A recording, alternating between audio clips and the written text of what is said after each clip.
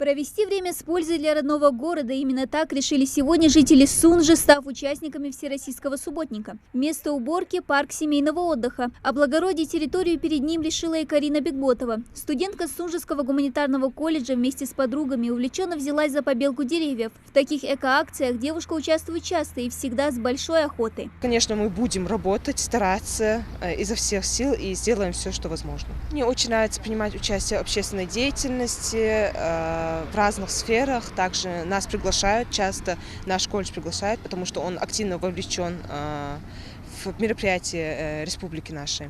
Собрать мусор, побелить деревья и срезать с них засохшие ветки. Фронт работ немалый, но и участников не меньше. В их числе и власти города, волонтеры, но основной костяк – студенты СУЗов. Привлекать молодежь к общественной деятельности полезно для них же самих, уверен директор Сунжского гуманитарного колледжа Алихан Алиханов. Вы знаете, в советское время была такая хорошая практика, трудовая практика, так называемая. Вывозили в сады, вывозили на субботники, организовывали массовые мероприятия. Это очень хорошо, потому что это объединяет ребят.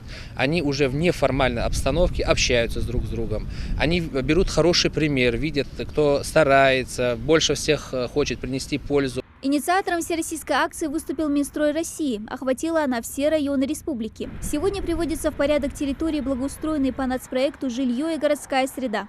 Здесь молодежь, которая сегодня присутствует, они просто увидели, пользователи, активные пользователи соцсетей увидели, что на страничках администрации, партии «Единая Россия» есть информация о проведении субботника. И сегодня они своим коллективом сюда пришли, молодежь, для того, чтобы очищать те места, на которых сегодня отдыхают наши дети, взрослые и молодые люди. На второй точке уборки парке Асканове также активно трудятся студенты уже колледжа управления новых технологий. Активную помощь ребятам оказывают и сотрудники администрации. Также общественный совет у нас тут задействован, финорган задействован, горсовет задействован и стадион Сунжинский. Мы уже здесь 1,5 часа как работаем. Основной фронт работ мы уже проделали. Работа близится к концу. Надеюсь, что результат нашей работы будет виден горожанам и нам самим. Видно, что уже парк преобразился. Хотел бы сказать своим жителям республики, чтобы они соблюдали чистоту, чтобы взяли пример и участвовали в таких же акциях, провели субботники. Присоединился к эко-акции и Малгобек. Жители города Воинской Славы благоустроили несколько территорий, подмели дворы, побелили деревья, высадили цветы, покрасили скамейки. К субботнику присоединились сотрудники муниципалитета, волонтеры и даже работники общественных и культурных учреждений. Очень приятно, что сегодня мы, культурно-досуговый центр, все работники культуры вышли как один, как это всегда было.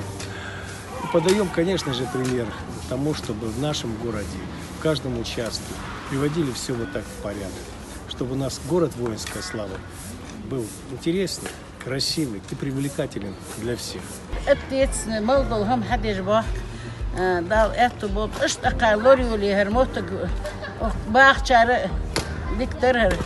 Цель субботника не только привести в порядок общественные территории, но и привлечь неравнодушных жителей города выбрать уже новые для реконструкции в 2022 году. Для этого лишь нужно принять участие в рейтинговом голосовании. Оно начнется с 26 апреля и продлится до 30 мая на единой всероссийской онлайн-платформе za.городсреда.ру. Участвовать в нем может любой житель республики от 14 лет.